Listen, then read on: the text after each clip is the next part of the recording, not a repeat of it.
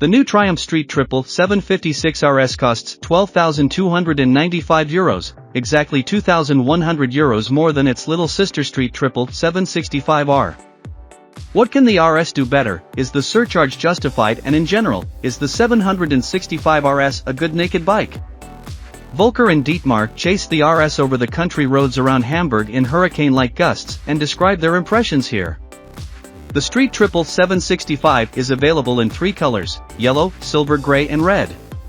The R, on the other hand, is available in white and silver, so there should be something for everyone. Let's get straight to the equipment differences between the RS and the R. With 130 horsepower, the RS has exactly 10 horsepower more power without weakening in torque. There are higher quality brakes including a radial brake pump from Brembo, higher quality levers and mirrors, an Öhlins rear shock absorber, better tires and a more modern cockpit. Whether these changes are worth the extra charge, everyone has to decide for themselves individually. We say, the RS is worth every penny, but the Street Triple 765R was also able to convince us in the test. However, if you have the necessary change to spare, you should go for the RS. It makes a lot of things a bit better, even if only a small one. The seat height of the RS also differs from the R. At 836mm, you sit 1 cm higher. Nevertheless, the seat ergonomics are similar and typical for a street fighter. You sit sportily, but can still tackle longer distances without effort or back pain due to the footrest and handlebar position. With a length of 2.05 m, the Streety RS is not a big motorcycle, but Dietmar also felt very comfortable with his 1.84 m.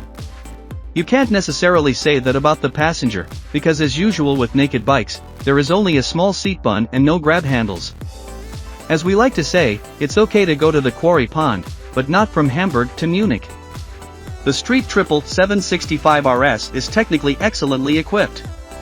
There is a large TFT color display, lean angle sensors, driving modes, traction control, USB under the seat, quickshifter and, for an additional charge, the option of placing a Google-powered turn-by-turn navigation on the display.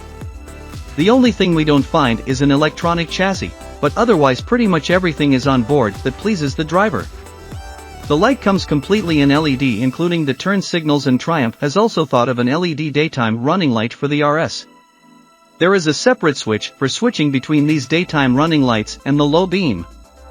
By the way, both together are not permitted by law. Unlike the R, the Streety RS is not operated via a directional pad, but via a pushable joystick. There is a separate M button to change the driving modes while driving, and there are also switches for the hazard warning lights and a home button for menu control. The operation is simple and logical. Despite the many functions, you can quickly get to grips with it. The only downside, the cockpit is very reflective and should be a little brighter and more contrasting for our taste. That's how it drives. Even the sound check has it all. The triple hisses and snots, and at high revs the machine literally screams at the driver out of sheer delight. The stationary noise, on the other hand, is pleasantly airy. Volker would have liked even more volume despite the stationary noise of 95 dBA. However, this may also be due to his age-related hearing that is no longer quite as good. So, let's finally go for a spin. What is immediately noticeable is the subtlety with which the chassis of the RS goes to work. It cushions or dampens unevenness of the road surface so elegantly that you hardly notice them. Anyone who thought that the RS would have an extremely tight suspension, no way. It's tight but not overly hard, and the Öhlins STX shock absorber does an excellent job. In fact, we imagine that we feel a small but quite perceptible difference to the R. It's great how the RS tilts into curves almost by itself and keeps its line there. The whole bike is so finely balanced that we have hardly experienced it with other machines so far. We can report similarly good things about the brakes. The Brembo Stylemos have an easy time with the flyweight of only 188 kilograms. The machine stands as if on command, and the dosage and bitefulness of the pliers are at the highest level. Even the short ABS control interval of the rear brake struck us positively. This rarely happens. The quickshifter also receives top marks from us. Whether downwards or upwards, it shifts calmly, quickly, and without jerking. Great. But the real hit of the machine is without question the engine. The triple, which has been revised again, goes forward like the fire brigade. Astonishingly, this is not only the case at or only at high speeds, but already in the middle of the speed. In addition, the 3-cylinder is extremely cultivated in terms of elasticity. Pulling up in 6th gear at 2000 RPM is no problem, there is no grumbling or shaking, it just goes straight forward. Do you notice a difference to the 765R? Volker says yes, Dietmar says yes. Whatever the case, the engine of both machines is simply a piece of cake, it is addictive after a very short time and tempts you to dig at the whisk. We recommend the following test video and especially our test drives.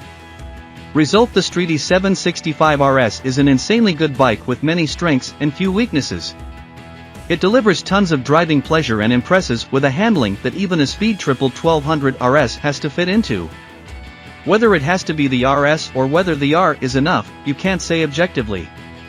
If you have to pay attention to your wallet, you will certainly be happy with the R.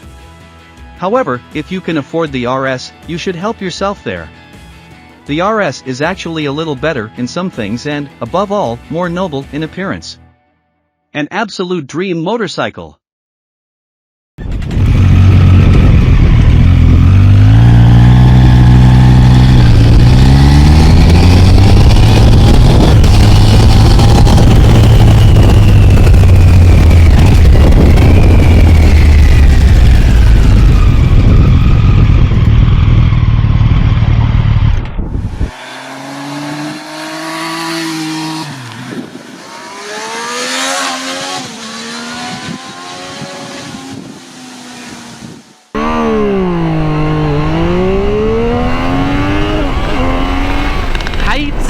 Heiz, das Ding geht ja wie die Feuerwehr.